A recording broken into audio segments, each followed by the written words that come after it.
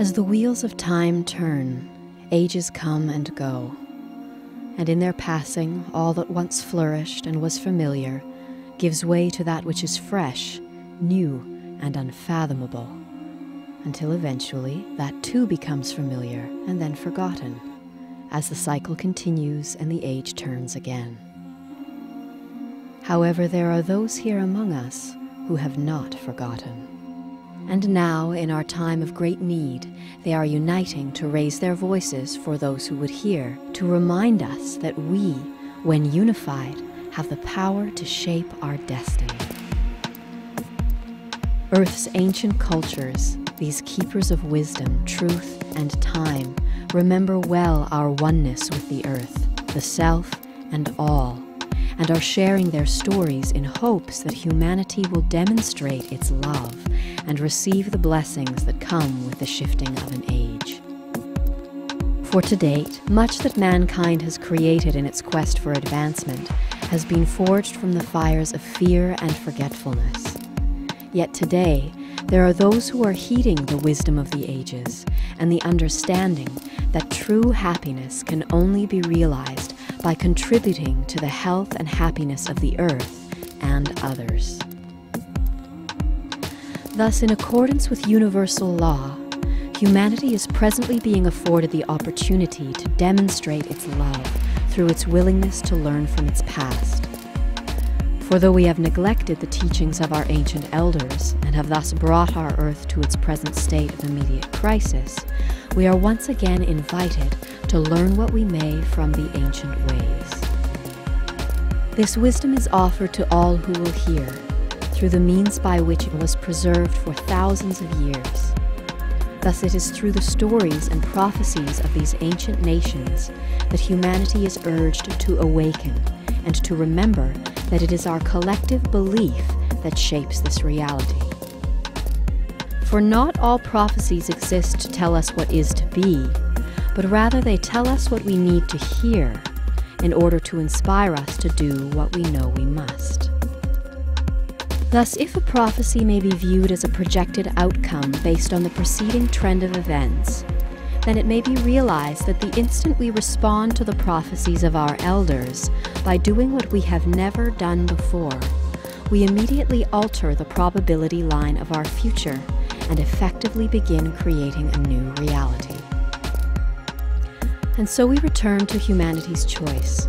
Will we continue to live for and exalt the self, and thereby drive the self-destructive system toward popular media's projected outcome?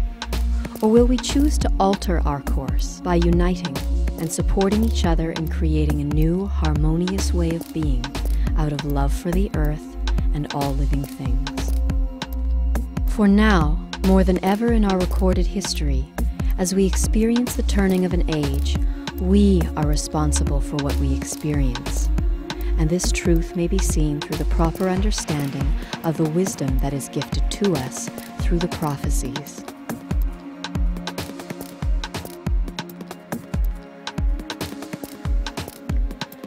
Among our spiritual elders, there are many stories which speak of our current times and offer guidance to assist us during the turning of the age. Included in this vast pool of wisdom, some of the most widely known and misunderstood stories are those of the Mayans and the prophecies of 2012. For the treatment of December 21st, 2012 by our popular media has led many to wrongfully believe that this day has been predicted as the end of the world.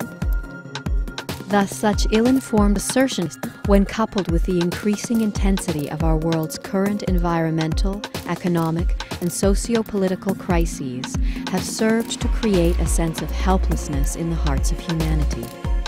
This illusion of helplessness is now presenting itself as a great threat, as many amongst humanity who feel powerless and overwhelmed by the increasing intensity of our global crises are hiding from their worries, subconscious or otherwise, in the distractions of self, addiction, and entertainment. And so, as our current self-destructive system demonstrates its resolve to continue its course and shows the world its willingness to lay waste to the oceans, humanity's party continues, as those who are either unwilling or who believe they are incapable, wait for salvation to come in the form of a technological miracle or Messiah. And here it is essential to understand that no matter how holy the image may appear, sitting idly by as we destroy our planet, and then getting whisked away in a spaceship or flaming horse-drawn chariot amidst light and fanfare is not redemption, nor is it salvation.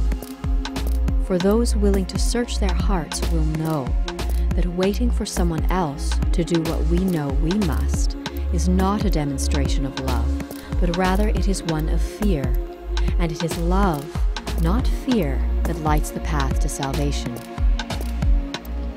Thus is the great risk of humanity, for it is a contaminating and very narrow belief amongst many today that humanity is helpless and that nothing special need be done, as all grace will be bestowed in good time without the need to make any effort whatsoever. Here it must be understood that this idea is absolutely untrue.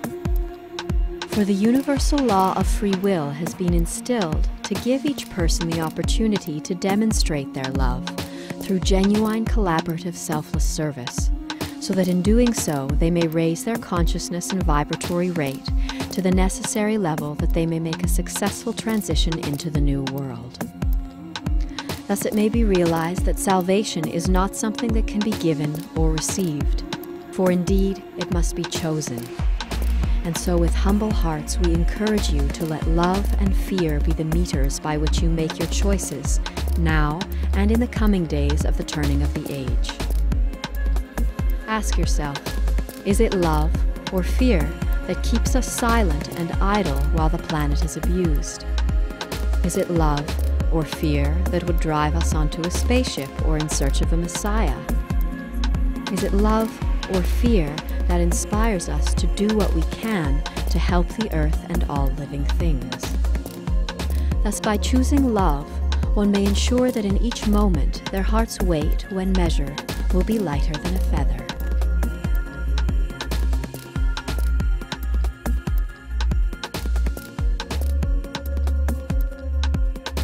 For years, popular media has wrongfully insinuated that the Mayan December 21, 2012 date predicts the end of the world. This assertion has been based on the fact that on that day we will see the convergent completion of 9 of the Mayans' 24 calendars, including what the grandfathers call a return to the beginning of the great 26,000-year-long count calendar.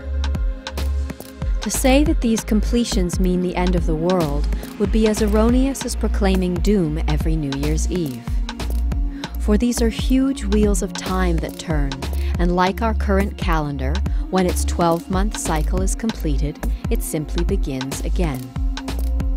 That said, the completion of the long count calendar is a unique event, and one which will bring with it not the end of the world, but the birth of a new reality. And it is through the proper understanding of the cosmic events that accompany the completion of these great cycles that one may learn how we will be empowered to heal the planet and to co-create a new world of peace and harmony together. The long count calendar is based on a 26,000-year cycle known as the precession of the equinox. This cycle measures the time that it takes for our Earth, which spins at an angle like a top, to complete one full rotation of its wobble. And it is this wobble that causes our view of the constellations to shift by 1 degree every 72 years, creating what are known as the astrological ages. Thus, as a result of this gradual changing of our night sky, the event that we will witness at the end of the long count calendar on December 21st,